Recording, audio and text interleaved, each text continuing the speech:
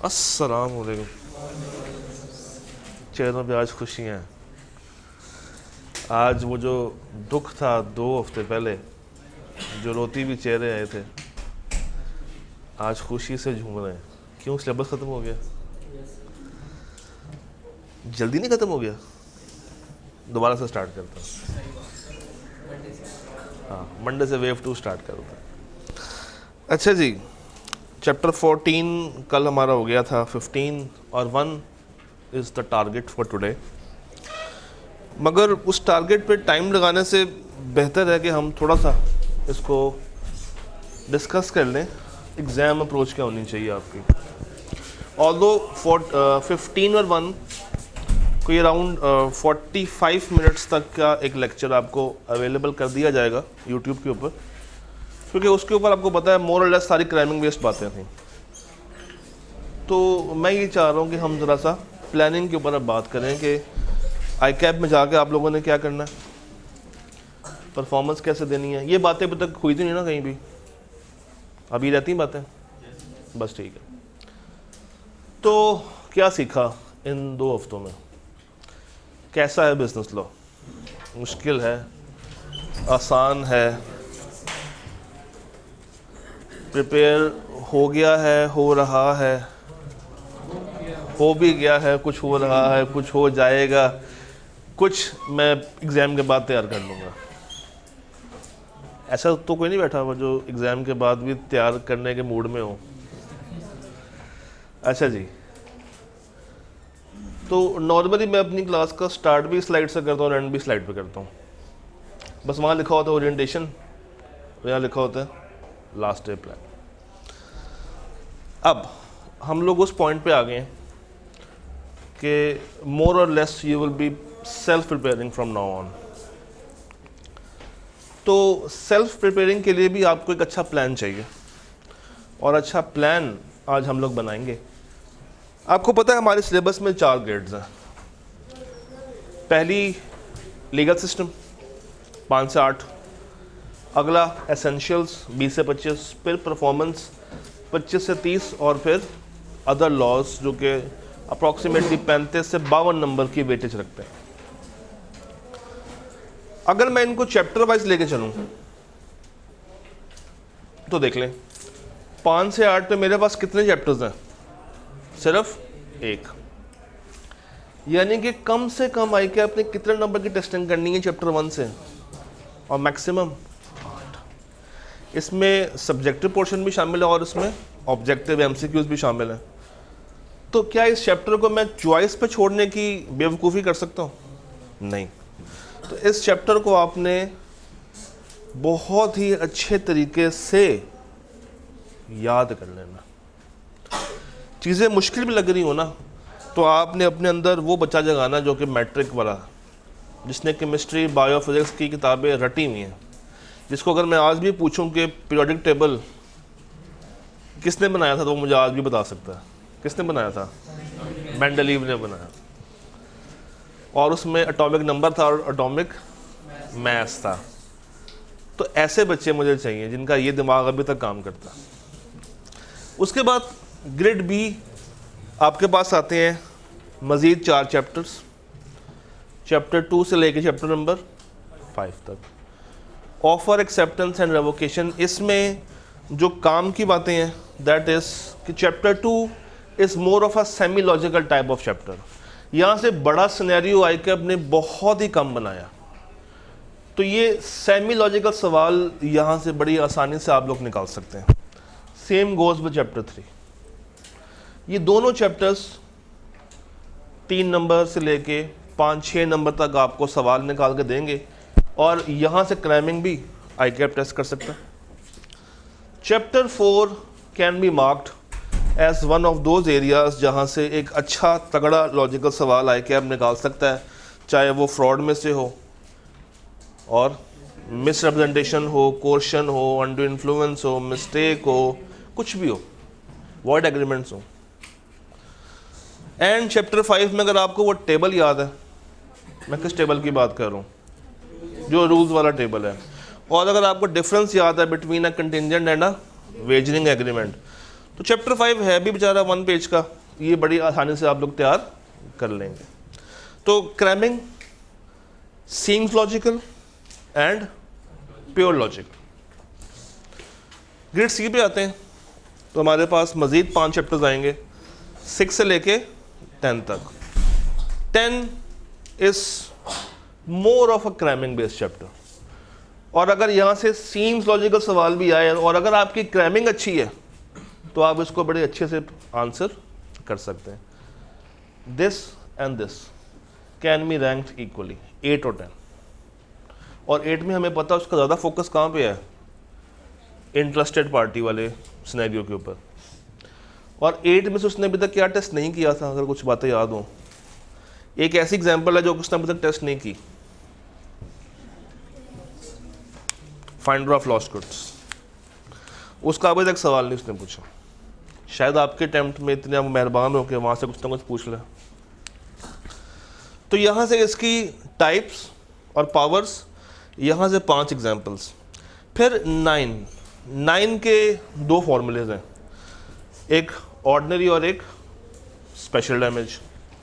9 individual importance भी रखता है और 6, 7 के साथ मिला के भी रखता है, और 6, 7 अपने अंदर हैवी चैप्टर्स हैं जहाँ से आके आप लॉजिकल सवाल निकाल सकता है। और रिसेंट ट्रेंड में ये देखा गया, अगर आप लोगों ने गौर किया हो तो कुछ ऐसे सवाल भी हैं जिसमें 4-4, 5-5 पार्ट्स हैं, और उनको आंसर करने के लिए 6, 7 और 9 की ही ज़रूरत पड़ती है, इसके आगे जाने की ज़रूरत नहीं है। तो 6, 7, 9 को मिला के आए कि आपको 10 से 15 नंबर तक की टेस्टिंग लॉजिकल पैटर्न पे कर सकता है, करता आ रहा है, करेगा भी। और 10 और 8 is more of a cramming based chapters, जहाँ से मूड में हुआ तो वो सीम्स लॉजिकल निकाल के टेस्ट कर सकता है। यहाँ तक क्लियर है? फिर आ जाए ग्रेड डी पे। अब ग्रेड डी में हमारे पास एक तो पार्टनरशिप की साइड आती है, फिर नेगोशिएबल की साइड आती है, और फिर अदर एरियाज। शुरू करते हैं ज़रा अदर एरिया से। 16, 17, 18। अब जो चैप्टर 1 का के साथ आपने करना है ना, वही आपने यहाँ पे भी कर देना। जिस तरह 1 को रट्टा लगा के तैयार करना, उसी तरह 16, 17 और 18 को भी आपने उसी पैटर्न पे तैयार करना। नेगोशिएबल 2 चैप्टर्स हैं, bill of exchange, promissory note, cheque, endorsement, holder in due course. गिने चुने हम लोगों ने कल भी बात की थी, 3 से 4 तरह के सवाल हैं जो कि आईके बार बार घुमा घुमा के पूछता है। And then comes partnership. यहाँ पे गेम ज़रा मज़े की है, प्योर लॉजिकल, सीम्स लॉजिकल और क्रैमिंग। तो यहाँ से you can expect a good case study that can be of minor, that can be of transferee, that can be of holding out, that can be on the liabilities, authorities. Chapter 12 में से वो property और firm से सवाल अक्सर पूछ लेता है, या जो शुरू में बातें बताई हुई हैं, राइट्स, लाइबिलिटीज़, वो जो 6% वाला पॉइंट है, advance, loan, interest. And then chapter 11 का एक बड़ा कॉमन सा सवाल है उसके पास कि बताएं कि क्या ये पार्टनरशिप है या नहीं। तो क्रैमिंग, 1, 2, 3, 4, 5 चैप्टर्स प्योर क्रैमिंग वाले हैं। कौन कौन से बोला? 11, 15, 16, 17 और 18। 12 सीम्स लॉजिकल और 13, 14 लॉजिकल एरियाज। अब अगला सवाल ये पैदा होता है कि सर पेपर का क्या पैटर्न है, क्या तरीक़ेकार है। ऑल दो कुछ बातें आपको आइडिया होंगी। 85 मार्क्स का सब्जेक्टिव और 15 मार्क्स का प्योर। अच्छा, ICAP के ना एक डॉक्यूमेंट में उसने एक बड़ी प्यारी बात लिखी हुई है, मगर वो बात सरेआम नहीं आ पाती। 60% लॉजिकल और 40% क्रैमिंग। यानी कि जो आपको सब्जेक्टिव पोर्शन आएगा 85 मार्क्स का, उसका कम से कम 40% रटे वाले सवालों से बना होगा। और इसका मतलब है मैं टाइप 2 की बात नहीं कर रहा, मैं टाइप 1 की बात कर रहा हूँ। और टाइप 2 भी वैसे है क्या? तो 85 को ज़रा 40 से मल्टीप्लाई करें। 85 मल्टीप्लाई बाय 40% करके बताइए आंसर क्या आता है? 34। तो 34 नंबर तो स्ट्रेट अवे सब्जेक्टिव आपको मिल जाएंगे। और अगर मैं इसका ब्रेकअप करना चाहूँ तो इस 34 में चैप्टर 1 शामिल होगा, 16 शामिल होगा, 17 होगा और 18 होगा। ये चार तो फॉर श्योर शामिल होने ही होने हैं। उसके अलावा 15 हो सकता है, 11 हो सकता है, 8 हो सकता है, 10 हो सकता है, इवन चैप्टर 4 भी हो सकता है। अगर वो आपसे डिफरेंस पूछ ले बिटवीन फ्रॉड एंड मिसरिप्रेजेंटेशन, तो वो तो कुछ भी पूछ सकता है। हर चैप्टर को आपने कोशिश करनी है, ख़ास तौर पे वो चैप्टर जो कि प्योर लॉजिकल है, उसमें भी आपने कोशिश ये करनी है कि उसको 3 एंगल से तैयार करें। क्रैमिंग बेस्ड सवाल भी, सीम्स लॉजिकल भी और प्योर लॉजिकल सवाल। 15 का 40% क्या होगा? 6 यानी कि 6 MCQs ऐसे होंगे जो कि किससे आंसर हो रहे होंगे? क्रैमिंग से। और 9 के करीब ऐसे होंगे जो कि थोड़ी सी आपकी दिमागी टेस्टिंग मांगेंगे। और मैं एक बात बताऊं, ICAP के MCQ सॉल्व करना बहुत आसान है। हम लोग एग्ज़ाम में क्यों पैनिक करते हैं? Any reason? किसी ने पहले पेपर दिया बी लॉ का? क्यों पैनिक करते हैं हम लोग एग्ज़ाम में बी लॉ के अंदर? स्टेटमेंट बड़ी, इसका मतलब है कि हमारी पीछे से प्रैक्टिस नहीं होती। अगर हमारी प्रैक्टिस हो तो कितनी ही लंबी स्टेटमेंट हो या मुश्किल स्टेटमेंट हो, हम कुछ ना कुछ उसको अटैम्प्ट कर सकते हैं। फिर दूसरी बात ये कि जब हम लोग सवाल को रीड करते हैं ना, तो अक्सर हमारा दिमाग कॉन्सेप्ट कुछ जंबल कर रहा होता है, मिक्स कर रहा होता है। इसका आसान टोटका ये होता है कि 4 ऑप्शंस होंगे। अब चारों ऐसे भी नहीं होंगे जो कि बहुत ही करीब करीब के हों, या होते हैं? नहीं, 2 तो फॉर श्योर गलत होते हैं। अगर आप थोड़ा सा ध्यान लगाएंगे तो 4 में से 2 तो आप ऑटोमेटिकली माइनस कर सकते हैं। मसला आता है बाकी 2 के ऊपर, वहाँ पे आपका अपना कॉन्सेप्ट काम आ रहा होता है। खैर, हमने नेक्स्ट वीक में जब इसकी प्रैक्टिस करनी है MCQs की, और जब फुल फ्लैश पेपर को डिस्कस कर रहे होंगे, तो ये पॉइंट सामने रखेंगे कि MCQs को भी अटैम्प्ट कैसे करना है, सोचना कैसे, क्योंकि ये सारी सोच का खेल है। आपको अगर कॉन्सेप्ट आता है और आप अगर वहाँ पे बैठ के उसको इजीली सोच सकते हैं, ग्रैब कर सकते हैं, समझ सकते हैं कि हो क्या रहा है, तो 15 में से 15 मेरा नहीं ख्याल कि मुश्किल है। और अगर यहाँ पे आप अच्छे नंबर हासिल कर लें तो 50 तक पहुँचना तो बहुत ही आसान हो जाता। ये कुछ एनालिसिस है, ऑल्दो आपने देखा होगा पहले, हम अगर थोड़ा सा इसको एक दफ़ा रीवैम्प कर लेते हैं। हम लोगों ने कहा था ग्रेड A 5 से 8। ICAP ने ऑन एवरेज कितने % पेपर निकाला यहाँ से? 6%। और रिसेंटली स्प्रिंग 24 में कितना है? 5। उससे पहले 6, 6, 7 और, यानी कि वो 6 के आसपास फिर रहा है। एक नंबर यहाँ पे कम तो एक नंबर यहाँ पे ज़्यादा करके उसने बैलेंस किया होगा। एसेंशियल्स 20 से 25, ऑन एवरेज कितना है? 24%। रिसेंट पेपर में पूरा 25 नंबर टेस्ट किया था। उससे पीछे आए 20.5, 25, 24 और 23। ये 20.5 का क्या हिसाब किताब होगा? ये 0.5 कहाँ से आया होगा? MCQ से आया होगा। 25 से 30 तो ऑन एवरेज कितना है? वो 30 पे खड़ा हुआ। रिसेंटली 26, उससे पीछे देखें 29.5, 29.5, बहुत करीब करीब। और 2 अटैम्प्ट्स ऐसी हैं जहाँ पे उसने एक एक नंबर से उसको क्रॉस भी किया है, तो इतनी डेविएशन तो चलती है। देन 35 से 52। पार्टनरशिप को अगर मैं सिर्फ देखूँ इंडिविजुअली तो ICAP ने 20 नंबर तक ऑन एवरेज टेस्ट किया, और रिसेंट पेपर में तो तबाही मचाई हुई थी। 26.5 नंबर का पेपर था, यानी कि 1/4 से भी ज़्यादा। उससे पीछे आए 21, 19.5, 18 और 16। नेगोशिएबल, यहाँ भी उसका हाथ हल्का है, 5.5, 10, 8, 6 और 9। ICAP का मेन स्ट्रेस ग्रेड D में कहाँ पे आपको नज़र आ रहा है? पार्टनरशिप में नज़र आ रहा है। और उसके बाद यहाँ नज़र आएगा, देख रहे हैं 26.5, 5.5 और 12। अच्छा, 12, 13, 12, 14 और, तो 16, 17, 18 में से वो ऑन एवरेज क्या टेस्ट कर रहा है? 13 नंबर। अब ऐड करते हैं, 13 जमा 6 करें 19, और चैप्टर 5 को हम 3 नंबर यहाँ से ऐड करें 22 में चैप्टर 8 के 3 नंबर ऐड करें 25।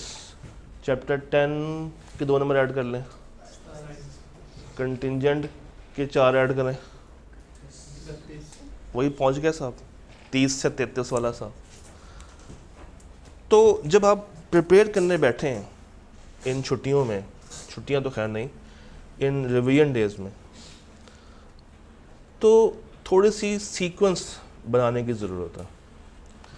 वो सीक्वेंस कैसे आप लोग बना सकते हैं? कुछ ऐसे बनाई जा सकती है। सबसे पहले वो चैप्टर्स जो लाजमी आई गैप टेस्ट करता है, 1, 4, 6, 7, 13, 14 और 18। उसके बाद कुछ मॉडरेटली इंपॉर्टेंट 2, 3, 9, 12, 15 और 16, and then relatively less important 5, 8, 9, 10, 11, 17। ये सारी स्लाइड्स में अवेलेबल कर दी हुई हैं, ग्रुप डिस्क्रिप्शन में आपको मिल जाएंगी। तो फोकस यहाँ पे होना चाहिए आपका। एक काम करते हैं, 1, 4, 6, 7, 13, 14, 18 देखते हैं आई के अपने रिसेंट अटैम्प्ट में कितना टेस्ट किया यहाँ से। 1, 4, 6, 7, 13, 14 और 18। 1, 5 जमा 14 करें ऐड, 19 जमा 4 जमा 7 जमा 13 जमा 1.5 जमा 6, 50 क्रॉस हो गए। हाँ 50 क्रॉस होता है। इसका मतलब है कि सर 3, 6, 7 चैप्टर्स ऐसे हैं जहाँ से आधा पेपर है। कितने हैं? सिर्फ 7। और टोटल कितने हैं? 18। तो हाफ से भी कम अगर आप अच्छे से प्रिपेयर कर लें तो you can rock an exam. उसके बाद क्या? 2, 3, 9, 12, 15 और 16, इसको भी चेक कर लेते हैं। 2, 3, 9, 5 + 1 2, 3, 9 +4 +12 +4 +4 कितना? 30 या 40? 30। तो 50 नंबर यहाँ से और 30 नंबर यहाँ से। चलें 75 की एवरेज लगा लें तो 75% ऑफ एग्ज़ाम 3, 6, 7, 8, 9, 10, 11, 12, 13 चैप्टर्स में घूम रहा है। मैं ये नहीं कह रहा कि आपने सिलेक्टिव स्टडी करनी है। All I am trying to say कि फोकस कहाँ पे ज़्यादा होना चाहिए और फोकस कहाँ पे कम होना चाहिए। तो जब भी प्रिपेयर करने बैठें काइंडली इसकी सीक्वेंस नोट कीजिएगा। एग्ज़ाम में जाने से पहले you should be dead sure कि यार ये सब कुछ आता है। हाँ थोड़ा बहुत अगर चीज़ें प्लस माइनस हो रही हैं तो उसको मैं कवर। अगर आप गौर करें तो मैंने 9 को 2 जगह पे रखा। रीज़न 9 यहाँ भी है, 9 यहाँ भी है। What's the reason behind this? क्योंकि 9 की टेस्टिंग भी आएगा 2 तरह से करता है। एक मिलाएगा विद 6, 7 और एक वो डन। ये वो क्वेश्चंस हैं जो कि मैंने आपके लिए निकाले हैं, बेंचमार्क सवाल। ये अनाया डॉक्यूमेंट जो है ये मैंने लास्ट टाइम भी शेयर किया था, उससे लास्ट टाइम भी तो हर दफ़ा शेयर करता हूँ और हर दफ़ा ये सवाल चेंज होते हैं based on the recent paper. अब क्या आगे आई क्या पूछ सकता है, ये सारी क्लासिफिकेशन है। तो ये 40 सवाल आपने कम से कम हाथ से लिख के जाने हैं। जब भी आप चैप्टर प्रिपेयर कर रहे हो, प्रिपरेशन हो गई, बाकी सवालों को देख लें और इन सवालों को हाथ से गुजारना। वो कितना बर्डन भी नहीं है। 1, 2, 3, 4 सवाल इसके हैं, 2 सवाल इसके हैं, 3 सवाल इसके हैं। तो जहाँ जहाँ पे फोकस ज़्यादा चाहिए वहाँ पे सवाल ज़्यादा है और जहाँ पे फोकस कम चाहिए, जिस तरह 8 में 1 सवाल है, 9 का भी 1 सवाल है, 11 का भी 1 सवाल है, 15 का भी 1 सवाल है। तो ये बेस्ड ऑन फोकस बना हुआ है। फिर एक टिपिकल सवाल के सर 16, 17, 18 में से क्या याद करें, क्या छोड़ सकते हैं? तो अगेन जो इम्पोर्टेंट एरियाज हैं वो मैंने सामने क्लब कर दिए हैं। 16 में क्या है? फाइनेंशियल की definition, offence of money laundering, punishment of money laundering, फिर फंड की डेफिनेशन, मनी की डेफिनेशन, EFT की डेफिनेशन, स्टेट बैंक कैसे लाइसेंस को रिवोक कर सकता है, ऑपरेटर, ऑपरेशनल अरेंजमेंट्स, ये सारे वो एरियाज़ हैं जो कि आपने छोड़ने नहीं हैं एग्ज़ाम में जाने से पहले। Chapter 17 personal data, sensitive personal data, infrastructure और वो table of offences. Chapter 18 relevant market, abuse वाले तीनों, deceptive marketing, prohibited agreements, arbitration, common powers. कम से कम ये वो एरियाज़ हैं जो कि आपके स्ट्रॉन्ग ग्रिप में होने चाहिए, क्योंकि देखिए जब आप एग्ज़ाम अटैम्प्ट करने के लिए जाएंगे ना, इन्हीं में से कोई ना कोई एरिया फॉर श्योर खड़ा होगा और आपका इंतज़ार कर रहा होगा कि आप आएँ और आके उसको अटैम्प्ट करें। यहाँ तक ऑल क्लियर है? पक्की बात है। अब इससे अगली डिबेट, मॉक। मॉक का क्या फ़ायदा होगा आपकी नज़र में? क्यों मॉक देना चाहिए? Time management. अभी तक आप लोगों ने सिंगल चैप्टर्स के टेस्ट दिए हैं, उसके बाद आप लोगों ने शायद 2 चैप्टर्स के टेस्ट दिए होंगे, किसी ने मिड दिया होगा, किसी ने नहीं दिया होगा। अब वो टाइम आ गया कि अब आपको ICAP में जाने से पहले ICAP लेवल की टेस्टिंग करनी है। मॉक डिफरेंट कॉलेजेस करवाते हैं, ऑनलाइन भी होता है, फिजिकल भी होता है। कोशिश ये करनी है कि हर जगह का दें। आपको हर कॉलेज का मैक्सिमम जहाँ से जो मिलता है अटेम्प्ट करें, क्योंकि बहुत सारी चीज़ें ऐसी होती हैं जो कि आपको लगता है कि मुझे आती हैं, मगर जब आप उसको लिखने बैठते हैं तो दिमाग आउट हो जाता है। और मॉक की जो एक्टिविटी है वो आपको सपोर्ट करती है, वो आपको हमेशा गाइड करती है कि यार तुम्हारी वीकनेस कहाँ पे है और तुम कैसे इससे बाहर आ सकते हो। आइडियली ये एग्ज़ाम से 2 वीक्स पहले होता है और यहाँ पे भी ये 2 वीक्स पहले ही है। 19 से गालिबन स्टार्ट हो रहे हैं और ICAP की डेट शीट के मुताबिक ये 20th ट्यूसडे को होता है ना पेपर ICAP का, तो 20th को यहाँ पे फिजिकल भी हो रहा होगा। क्या बेनिफिट्स आपको मिलेंगे? Writing practice, self assessment, body exercise. मुसलसल 3.25 घंटे बैठ के आप लोगों ने कब आखिरी दफ़ा लिखा था? पिछले अटेम्प्ट में लिखा होगा। उसके बाद से आपकी वो प्रैक्टिस नहीं है, तो बॉडी को भी वहाँ से गुजारें। अक्सर बच्चे ना एग्ज़ाम कर रहे होते तो ऐसे ऐसे कर रहे होते हैं, यार नहीं लिखा जा रहा, उनके शोल्डर फ्रीज हो जाता है, लिखने की आदत ही नहीं होती। आदत किसकी बनी होती है? टाइपिंग। वो आपको बेशक लेट के भी करा लो, वो वॉशरूम में भी करा लो, तो आप लोग कर जाते हैं। तो लिखने की आदत कि एक ऐसी एक्सरसाइज जिसमें बॉडी भी काम शेप में है, हैंड आई कोऑर्डिनेशन हो रही है, दिमाग भी चल रहा है, चैप्टर भी सारे हैं, आप लोग जंप कर रहे हैं, कभी चैप्टर 1 का सवाल है, कभी 4 का सवाल है, कभी 7 का सवाल है, कभी 14 का सवाल है। वरना इससे पहले क्या है, पता है चैप्टर भी एक है, बातें भी 4 हैं, तो घूम फिर के वहीं से मैंने आंसर निकालना। प्रैक्टिसिंग टाइम मैनेजमेंट, ये भी बहुत इंपॉर्टेंट है।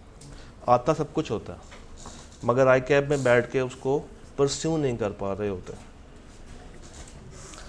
आपको आपकी वीकनेस पता चलेगी एटलीस्ट 2 वीक्स बिफोर एग्ज़ाम, और यहाँ वाले मॉक चेक भी होंगे, और ये फ्री ऑफ कॉस्ट एक्टिविटी होती है जो कि हम हमेशा करते हैं, और हर कॉलेज के बच्चे यहाँ पे आके मॉक अटेम्प्ट कर रहे होते हैं, अच्छी खासी तादाद में कर रहे होते हैं। तो ये नहीं सोचना कि आप यहाँ के हैं, वहाँ के हैं, कहीं के भी हैं, आपको जो मॉक मिल रहा है, but keeping in mind it should not be pure pass papers. अक्सर मॉक ऐसे बने होते हैं जिसमें सिर्फ पास पेपर के सवाल ऐड किए होते हैं और वो मॉक की शक्ल बन जाती है, तो वो वाला काम नहीं है। नए सवाल, नई चीज़ें और सोल्यूशन के साथ बैठ के कंपेयर करना, आपको चेक भी होकर मिलेगा। आपका मॉक डिस्कस करें, लाएं, हम लोग हाजिर हैं, कॉलेज भी ओपन है, सब कुछ है, आपकी राह देखेंगे। अगर आप लोग आएंगे, फुल फ्लैज मॉक देंगे, तो इसमें अल्टीमेट फ़ायदा किसको मिलेगा? आपको मिलेगा। यहाँ तक क्लियर है? पक्की बात है? यहाँ तक कोई सवाल? श्योर? अब हेडिंग पढ़ी ज़रा। अब आपने आई कि आपके एग्ज़ाम में जाना है, जाने से पहले कि क्या क्या एहतियात करनी चाहिए? Before the paper you should take proper sleep in the last night. अक्सर बच्चे रात 4-4 बजे तक भी पढ़ रहे होते हैं। यस सर, फैक्ट है, मगर उसका नुकसान है। जो बातें 6 महीने में याद नहीं हुई वो आखिरी रात को 6 घंटों में भी याद नहीं होनी। तो उससे अच्छा है कि आप सुकून की नींद लें, जितना तैयार किया वह उसको ज़हन में बिठाएं और सो जाएं। मैक्सिमम भी 11 बजे तक आपकी तैयारी पूरी होनी चाहिए और कम से कम 6-7 घंटों की नींद आपको मिलनी चाहिए, क्योंकि नेक्स्ट डे आपने जंग करनी है। नेक्स्ट डे फिज़िकली भी आप प्रेशर में हैं, मेंटली भी आप प्रेशर में हैं। अक्सर बच्चों का तो शुगर भी लो हुआ होता है एग्ज़ाम में, वो पानी की तलाश में होते हैं। क्यों? क्योंकि वो उनको रात की नींद तंग कर रही होती है। आप जागे हुए हैं, नेक्स्ट डे जाएंगे, पेपर अटैम्प्ट कर रहे होंगे, आपको नींद आ रही होगी, लिख आता होगा कि लिखना क्या है, मगर लिखा नहीं जा रहा होगा। तो ऐसे में आपको अपनी तैयारी कब तक पूरी कर लेनी है? उसके बाद सुबह उठ के क्या करना? एक अच्छा सा नाश्ता करना है। हलवा पूड़ी, मगज़, खद, बोंग पाए, निहारी, हलीम, लस्सी, ये सब कुछ खा के नहीं जाना। एक लाइट सा अच्छा सा ब्रेकफास्ट होना चाहिए।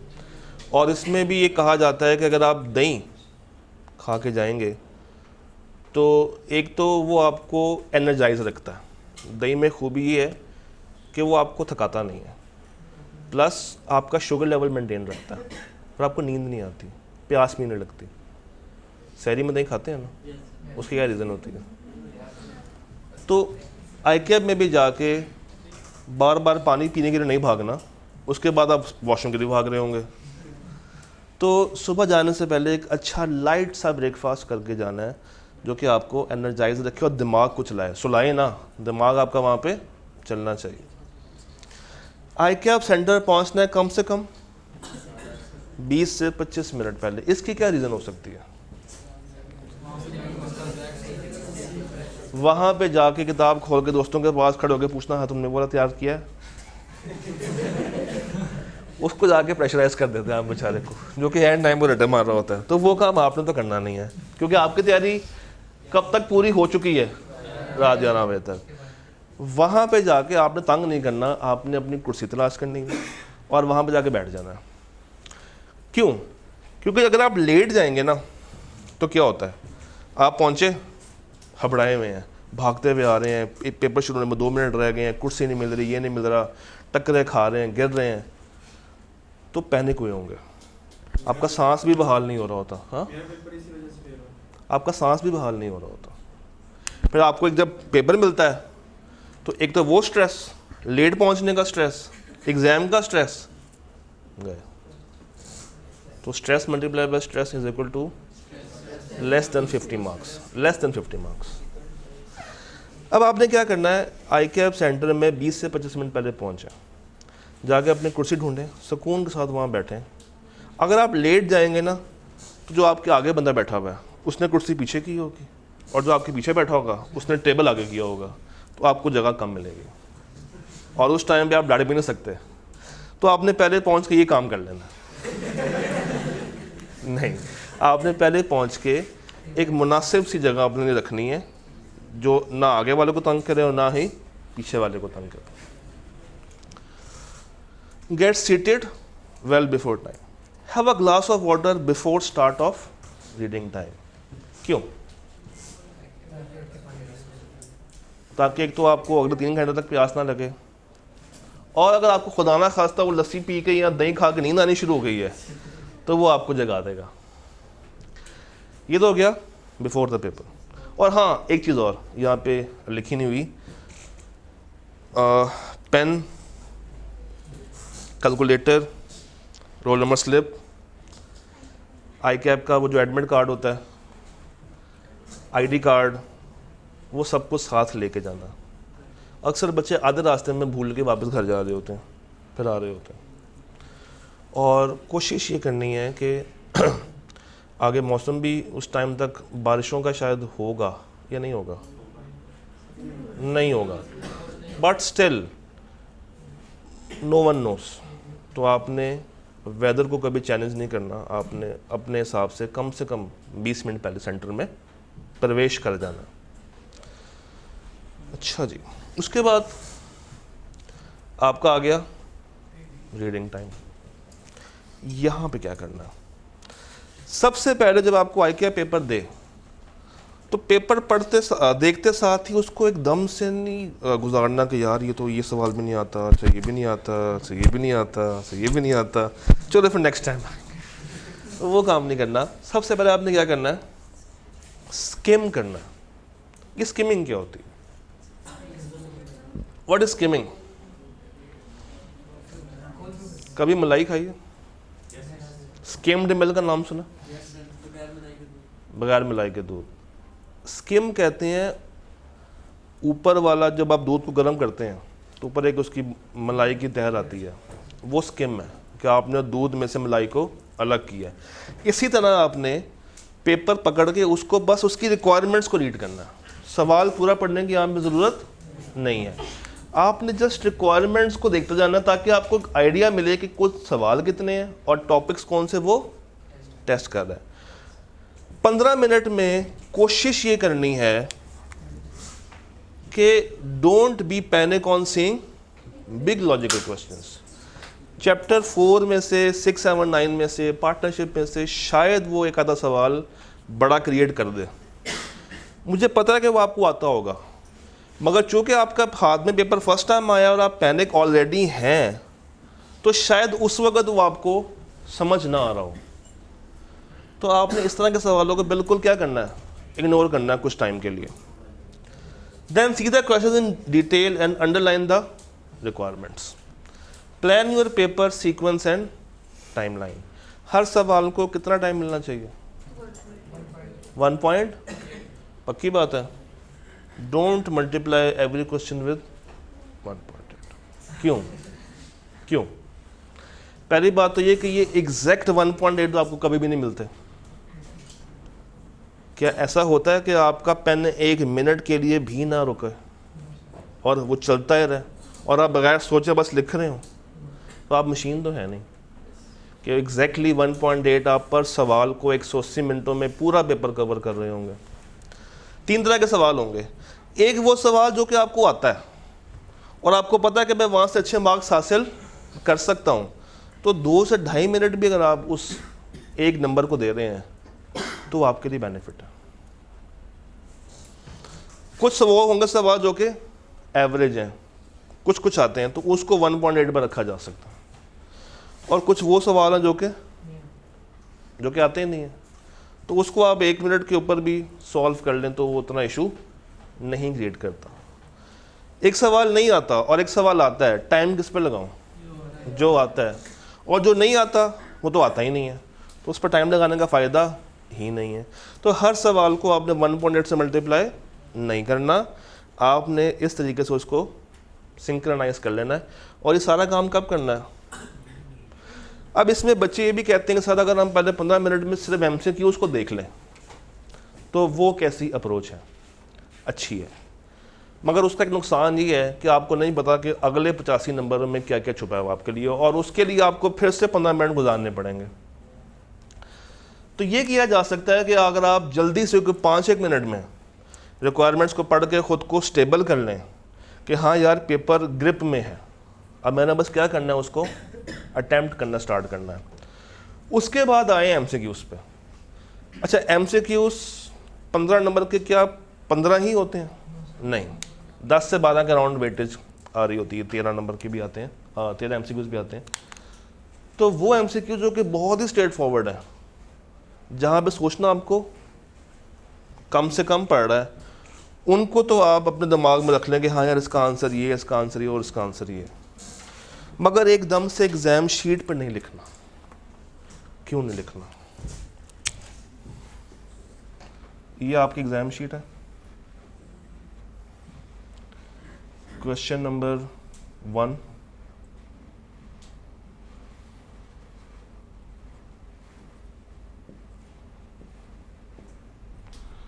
आप पेपर पढ़ते गए आपको हाँ इसका तो सी है, पक्की बात है इसका तो सी है। जब 5 मिनट के बाद दोबारा से सोचा नहीं यार सी नहीं है, इसका तो डी होना चाहिए था। चलो कोई बात नहीं,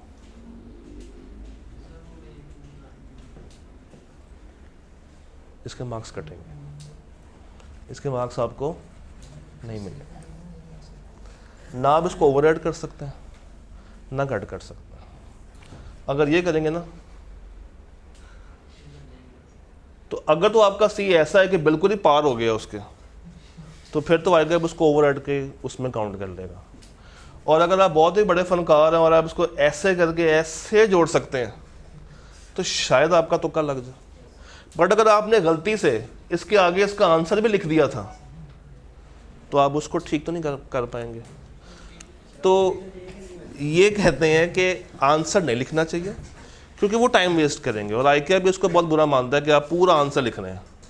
आपने सिर्फ क्या लिखना है, A B C या D, ना कटिंग करनी है और ना ही उसको ओवरराइड करना है। तो क्या करें फिर MCQs में, आप कुछ ऐसे करें। क्वेश्चन नंबर लिख लिया,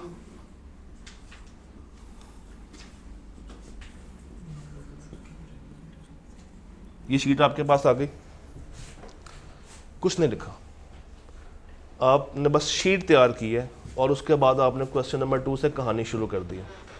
फिर नेक्स्ट पेज पे आए, क्वेश्चन 3 किया, फिर नेक्स्ट पेज पे आए, क्वेश्चन 4 किया, सब कुछ हो गया। अभी तक वो शीट खाली पड़ी हुई है। जब आपको लगे कि आपने मैक्सिमम पेपर सब्जेक्टिव वाला सॉल्व कर लिया है, अप्रॉक्सीमेटली हाफ से ऊपर आप चले गए हैं, अब पलट के वापस आए आप, तब तक क्या हुआ होगा, आप ये सवाल करने के बाद मेंटली रिलैक्स हो गए होंगे, आप एनवायरनमेंट के साथ फैमिलियराइज हो चुके होंगे और अब आपको श्योरिटी होगी कि इसका ऑप्शन क्या है। तो रादर कि मैं जल्दबाजी में ये काम कर जाऊं, तो ये आप समझ लें कि शायद दूसरे घंटे के अंदर अगर आप करना चाहें तो ये अप्रोच लगा के इसको सॉल्व कर सकते हैं। बट अगर आपको पक्का पता है कि इसका ऑप्शन है ही ए, है ही सी, है ही डी, तो आप कुछ को लिख लें, जो नहीं आता उसको छोड़ दें, और जो नहीं आता या सेकंड आवर में ले जाएं या थर्ड आवर में ले जाएं और आखिरी के 20 मिनट पे रख लें कि एंड पे अगर तुक्का ही लगाना है तो फिर वो तुक्का लगाएं जो कि बहुत ही करीब करीब हो, जो कि आपको ज़्यादा चांस हो कि वो इसका ऑप्शन बन सकता है। अब आ जाए first hour plan, second hour plan और थर्ड आवर प्लान। यहाँ तक चीज़ें क्लियर हैं? पक्का?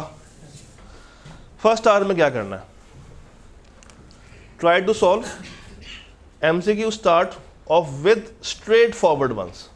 अभी मैंने कहा कि जो पक्की बातें आते हैं वो कर लें and then gradually move to difficult. मगर ग्रेजुअली मूव करने के लिए आपको फिर फर्स्ट आवर से बाहर जाके किसमें फॉल करना पड़ेगा, या सेकेंड आवर में या थर्ड आवर में। These 15 marks are very important to pass exam. If it is getting on your nerves, then stop and do not waste time on thinking. Keep it for the last 20 minutes and move to theoretical questions. अच्छा, ये first hour शुरू कब से होगा आपका? 9:15 से onwards,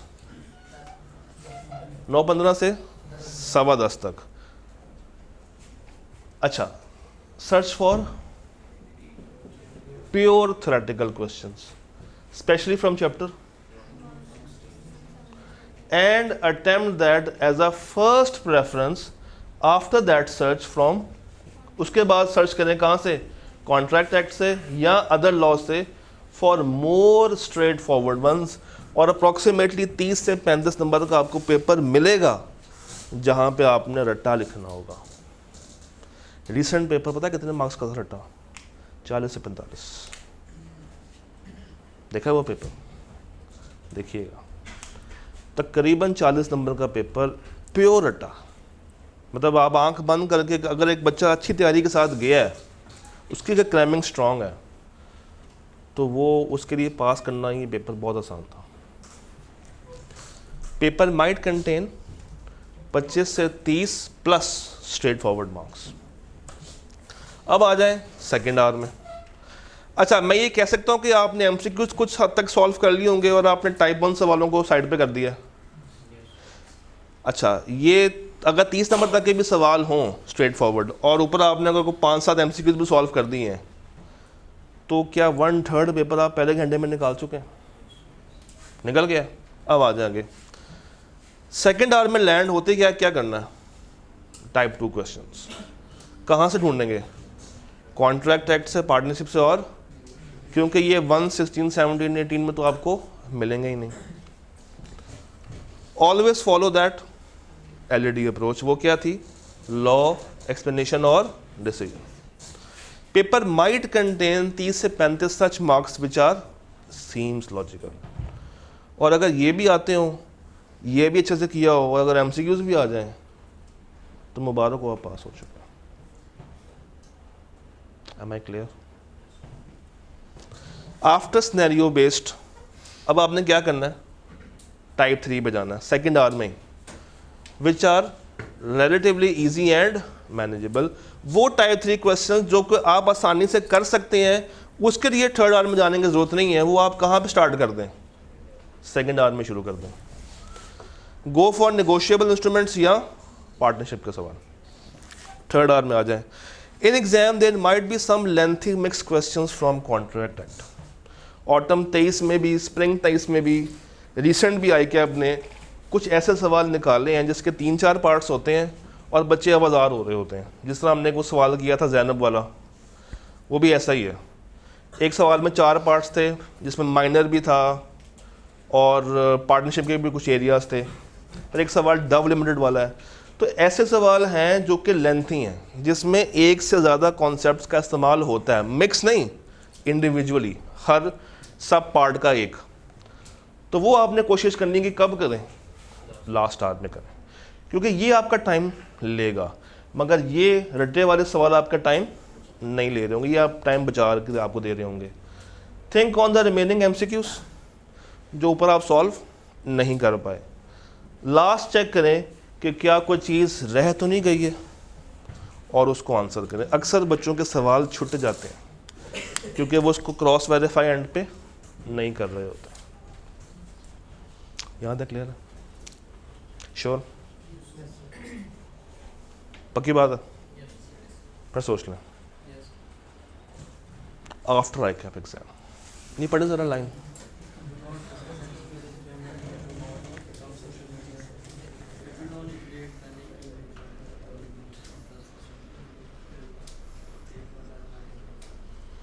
ये वो काम है जो कि आप लोगों ने, मुझे पता है बाज नहीं आना करने से, फॉर श्योर आप लोगों ने करना ही करना है, बट आप करेंगे तो ख़ुद का नुकसान कर रहे होंगे।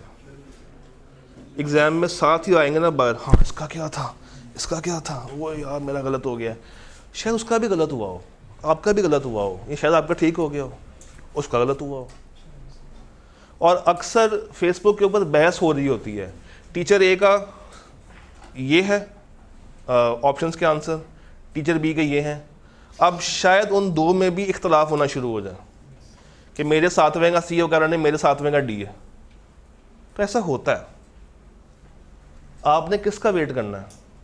अपने पेपर ख़त्म होने तक का। पहले पेपर सारे ख़त्म कर लें अपने, जो 3, 2, 4 आप लोगों ने देने हैं, उसके बाद जम के बहस करें, कोई नहीं आपको रोक रहा होगा, मगर उससे पहले ये क्रिएट ना कीजिएगा, क्योंकि पहला पेपर किसका है ग्रुप ए में से? बी लॉ का, उसके बाद कॉस्ट का, उसके बाद टैक्स का, और उसके बाद तो अगर आपने बी लॉ के साथ कॉस्ट पिक की हुई है और आप पैनिक हो गए कि जनाब मेरे 4 एमसीक्यूज गलत हैं, तो वो कॉस्ट जो के पास हो सकता है आप उसको भी डबो देंगे। ये लाइन बहुत ज़रूरी थी। Leave two and focus on the done end of session. Chapter 14 हम लोगों ने कल कवर कर लिया था। 15 और 1 इसके साथ आपको अवेलेबल हो जाएंगे। क्योंकि उसमें कोई डिस्कशन थी नहीं, तो वहाँ पर जाने से पहले this was more important than those questions जो कि रिपीट नेचर के ही हैं। ऑल दो मैंने वो अवेलेबल कर दिए हैं, तो वो उसी तरीके से डिस्कस भी हुए हैं। अच्छा, अब एक बात और रह गई है, वो ये है कि अगर एग्ज़ाम कुछ ऐसा हो, क्वेश्चन 1 A का 1, इसको कैसे करेंगे, लिखेंगे कैसे? इसको ऐसे ही लिखना है। और कहाँ लिखना है? ऊपर जो बॉक्स बने होंगे, तो 1A का, और जब 1A का 2 करना है तो इसके लिए कहाँ मूव करना पड़ेगा आपको? नेक्स्ट पेज पे जाना पड़ेगा। बेशक उसका आंसर एक लाइन का ही क्यों ना हो। क्या आपने पूरे पैसे भरे हुए हैं आई कैब को? उधार तो नहीं किया हुआ, किस्त तो नहीं की हुई, तो बस फिर वो शीट आपकी है। आप एक वर्ड लिखें, एक लाइन लिखें, एक फुल स्टॉप के लिए भी अगर आपको यूज़ करनी पड़ रही है तो उसको यूज़ करें। हमने देखना ही होता है कि जो रिक्वायरमेंट है उसके नीचे क्या है, वो सवाल का पार्ट है, तो वो हम एक पेज पे कर सकते हैं। रिक्वायरमेंट में देखना है कि रिक्वायरमेंट में A B आ रहा है और उसके आगे 1 2 आ रहा है या नहीं आ रहा। अगर तो सवाल में 1 2 3 4 आ रहा है तो वो सवाल का हिस्सा है, वो रिक्वायरमेंट का हिस्सा नहीं। कोई और सवाल पेपर के पॉइंट ऑफ व्यू से?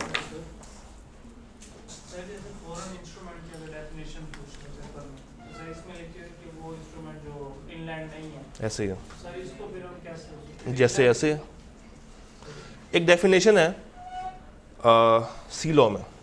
किसी ने पढ़ा सी लॉ अभी तक? तो वैसे ही है। नहीं, हम वहाँ पे कभी दूसरी कंपनी को नहीं करते अगर मार्क्स कम हो। अगर 1 नंबर के लिए पूछ रही हैं, 2 के लिए पूछ रहे हैं, तो आपने बस सिंपल, और अगर नंबर ज़्यादा है 3 4 से ऑनवर्ड जा रहे हैं नंबर, तो फिर आपको दूसरी वाली बात भी करनी पड़ेगी। आप लिखेंगे कि एक इंस्ट्रूमेंट जो कि इनलैंड नहीं है वो है फॉरेन। हाँ, इनलैंड क्या है? Which is made and created in Pakistan. और कोई सवाल?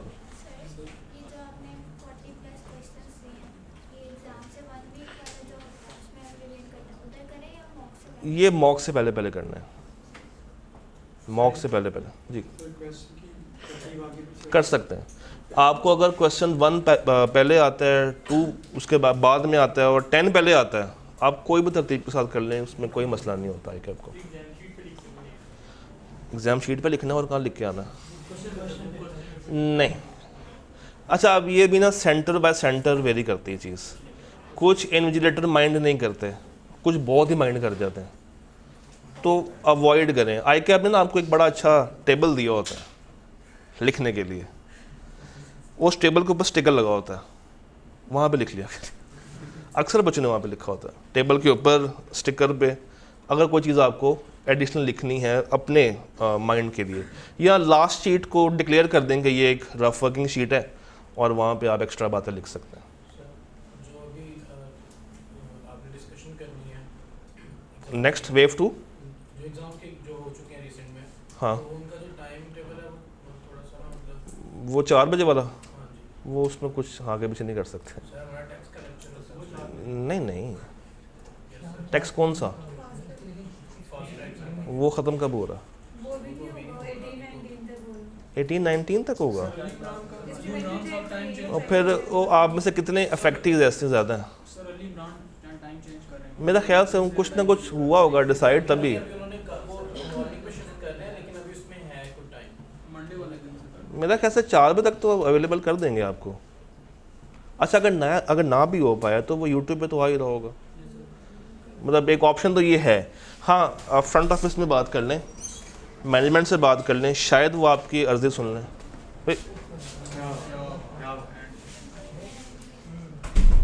देख लें, आखिरी चाय थी।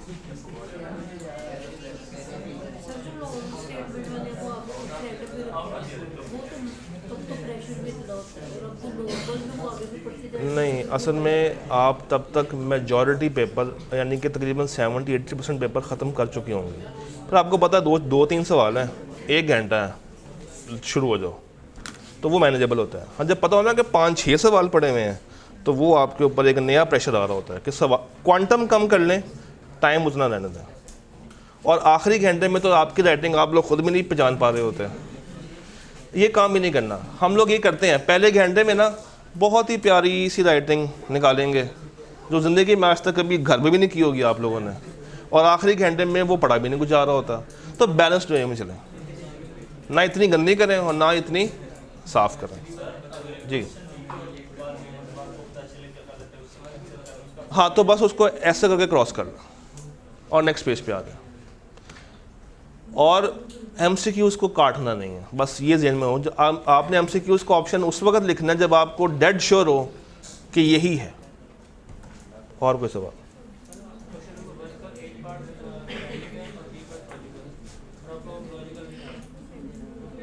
तो आप पहले B कर दें,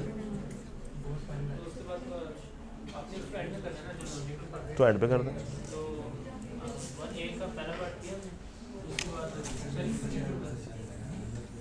ये है सेकंड शीट। यहाँ पे आपने किया 1 का A जो कि क्रैमिंग है, ठीक? आप सुन नहीं रहा ये बात मेरी। ये सेकंड शीट है जिसमें 1 का A आपने किया जो कि क्रैमिंग बेस्ड था। अब आपको 1 का B नहीं आता, ये सवाल है। 1 का B नहीं आता, क्या करें? कुछ ना करें, अगले पेज पे आ जाएं तो 2 का A शुरू कर दें। और जब जहन में आ जाए, तो जहां पे भी आप खड़े होंगे वहां पे लिख दें।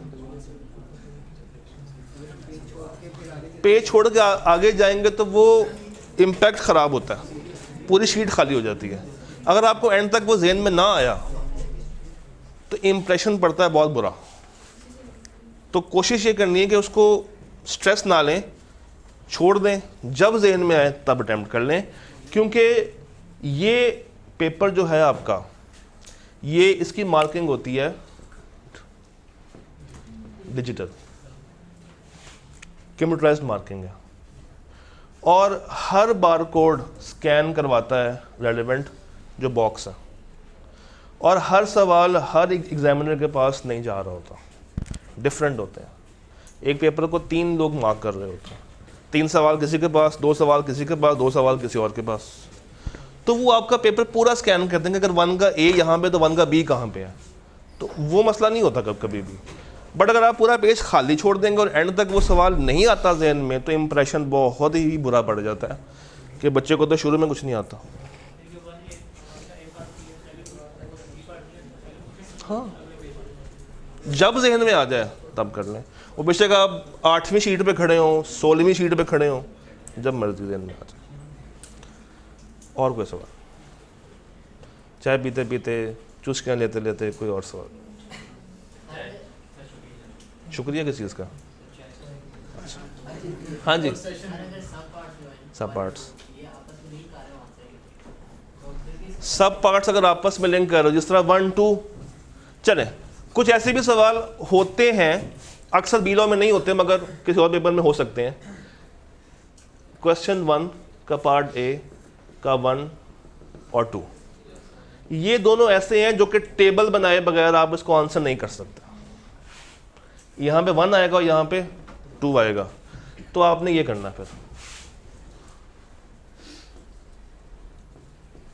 क्वेश्चन 1 का पार्ट A 1 and 2, और नीचे भी एक दफ़ा रिपीट कर दें कि क्वेश्चन 1 का पार्ट A 1 and 2, और नीचे टेबल बना के अपना आंसर लिख लें। सर इसके अलावा ब्लैक मार्कर आए कि आपको इतना पसंद भी नहीं है और इतना बुरा भी नहीं मानता।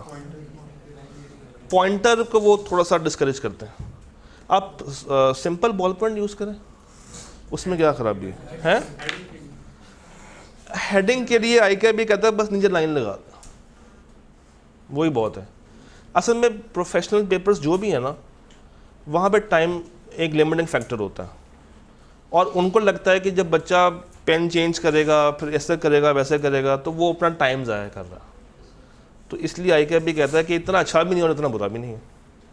दिल करता है तो कर लें, अदरवाइज बेटर है कि ना करें। बस सिंपल नीचे एक लाइन लगा दें, that would be your heading. और कोई सवाल? जी अगर इस बॉक्स में क्वेश्चन नंबर लिखा हुआ है गलती हो जाए तो काट लें। काट देख के अगर मतलब इसको ऊपर लिखा जा सकता है या बिल्कुल नेक्स्ट? इसमें हाँ यहाँ पे फिर कोशिश करके इसी के अंदर दूसरा वाला लिख लें। जिस तरह ये 7 था तो 7 को काट के 1 लिख लें। मगर ये गलती होनी चाहिए नहीं, बाइंड नहीं करना नहीं, मगर ये गलती नहीं होनी चाहिए। जब आप देख के कर रहे हैं तो ये गलती बनती ही नहीं है। जी कोई और सवाल? सर अगर कहाँ है सर? अगर जी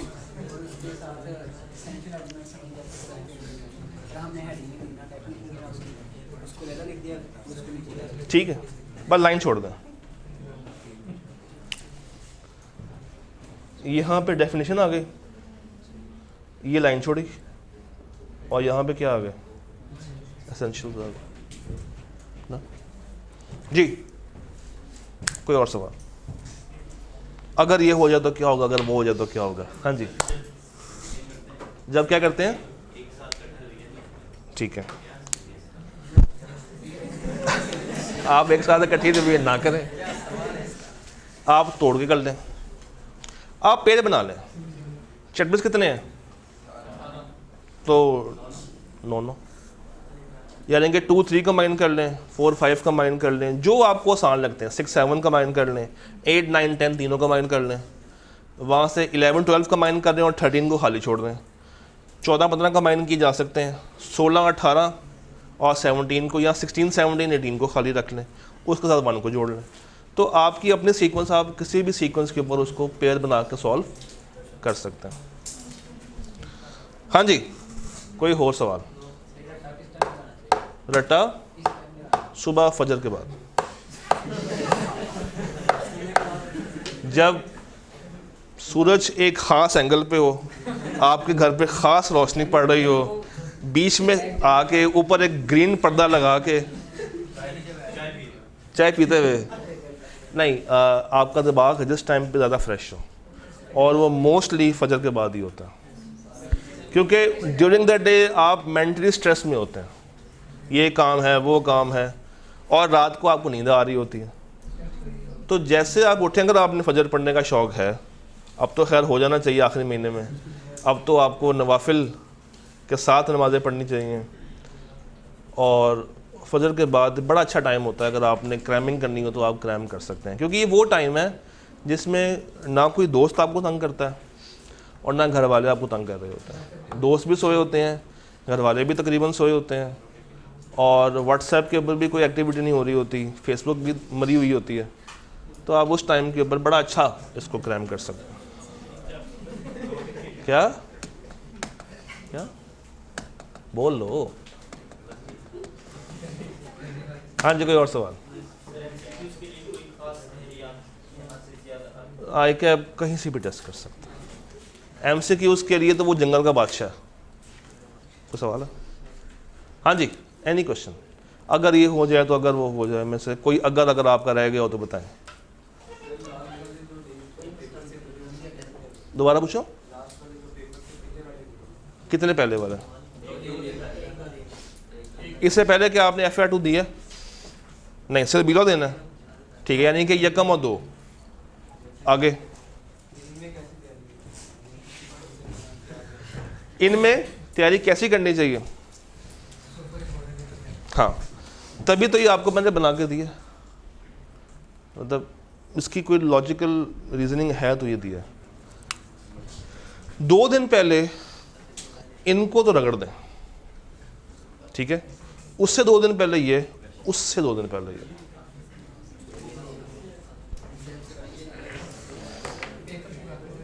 और पेपर के बाद आके दुआ करनी है कि दोबारा से इनको देखना हमें ना पड़े, और बीलॉ का जो भाई है वो क्या नाम है उसका, उसमें दाखिला मिल जाए। और कोई सवाल? और कोई सवाल? डन? छुट्टी करनी है, जाना है? चलो जी, जाने से पहले एक आखिरी बात, वेव 1 का इख्तिताम कर लेते हैं formally. Best of luck, I hope, I wish कि आप लोग कामयाब हों। और नेक्स्ट टाइम आपके जो ये अच्छे अच्छे से प्यारे प्यारे से चेहरे हैं वो सीलों में फिर ऑडिट में नज़र आएँ। तब तक के लिए अल्लाह हाफ़िज़।